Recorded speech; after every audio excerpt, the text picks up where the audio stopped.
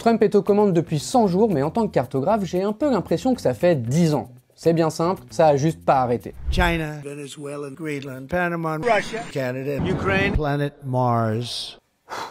Trump a la carte à cœur et il veut la marquer de son empreinte, en rebaptisant des golfs et des sommets, mais aussi en rebattant toutes les cartes de la géopolitique mondiale.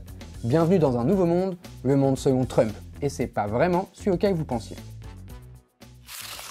Pour dresser la carte du monde selon Trump, j'ai repris toutes ses prises de parole publiques depuis son élection. En tant que président des États-Unis, Donald Trump a deux discours. Un tout à fait officiel, fait de conférences de presse ou d'interviews, et un plus intime, plus personnel, son compte sur Truth Social. Truth Social, c'est le réseau social qu'il a lancé lui-même en 2021 quand il s'est fait virer de Twitter. Et il s'en sert beaucoup. Sa parole y est très libre, souvent menaçante et presque toujours indignée.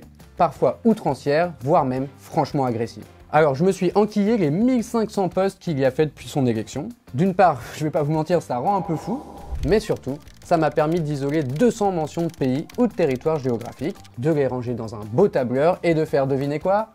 Une carte. Et cette carte, la voici.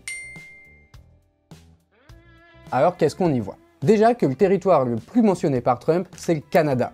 Accusé de tous les maux, il a été cité plus de 60 fois dans des posts toujours très menaçants. À plusieurs reprises, Trump parle même du Canada comme du 51e État des États-Unis, ce qui est une manière extrêmement efficace d'énerver tous les Canadiens en même temps. Et juste derrière le Canada, on a la Russie et l'Ukraine, mentionnés respectivement 48 et 41 fois, mais pas du tout de la même manière. La Russie, globalement, c'est great, c'est même amazing. Trump nous apprend qu'il aime le peuple russe, qu'il a une très bonne relation avec le président Poutine et que Poutine veut la paix. En revanche, côté ukrainien, c'est moins fou. Zelensky se voit reprocher d'avoir fait un boulot déplorable et de ne pas être prêt pour la paix.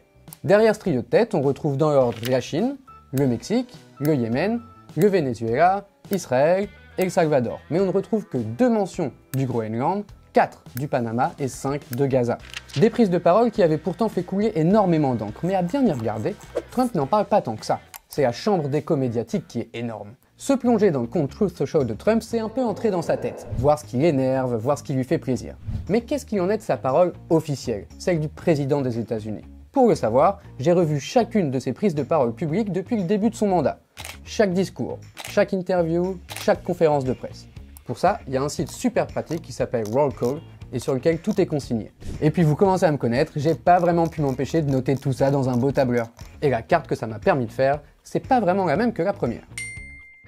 Elle est très largement dominée par la Chine et la Russie, deux pays cités plus de 300 fois. Russia, China, Russia, China, Russia, China, Russia, China. Mais elle laisse aussi une plus grande place à l'Europe, qui arrive en 4e position, juste derrière l'Ukraine. On retrouve les territoires ayant fait beaucoup parler, mais hyper loin dans le classement. Le Panama pointe à la 18e place avec 41 mentions, suivi du Groenland avec 39 mentions. On voit aussi ressortir de nouveaux pays, comme le Japon, la France, l'Irlande ou encore l'Italie. Ce sont des pays dont les dirigeants ont été reçus par Trump. Le monde selon le compte Truth Social de Trump semble plus personnel, plus resserré autour de lui. Il y est obnubilé par ses voisins. Le monde selon sa parole publique semble plus vaste. Mais il faut pas se laisser avoir. Dans les deux cas, il y a la moitié du monde qui est laissé de côté. L'Amérique du Sud n'est jamais mentionnée autrement que pour parler des gangs et des migrants illégaux. L'Afrique est presque inexistante et n'est prise en exemple que pour illustrer les dépenses dispendieuses de l'USAID. Globalement, tout ce qui se trouve au sud de cette ligne n'entre pas vraiment dans le monde selon Trump. Et cette ligne, vous la reconnaissez? C'est celle qui séparait les pays du Nord des pays du Sud dans nos manuels de géo. En fait, Trump ne rebat les cartes de la géopolitique que dans un seul sens, le sens Est-Ouest. Il se rapproche de la Russie, considère la Chine comme son pire ennemi, raille l'Europe et l'OTAN. Mais dans le sens Nord-Sud, sa vision du monde est on ne peut plus classique. Pour Donald Trump, tout ce qui se situe au sud du Mexique n'a globalement aucun intérêt.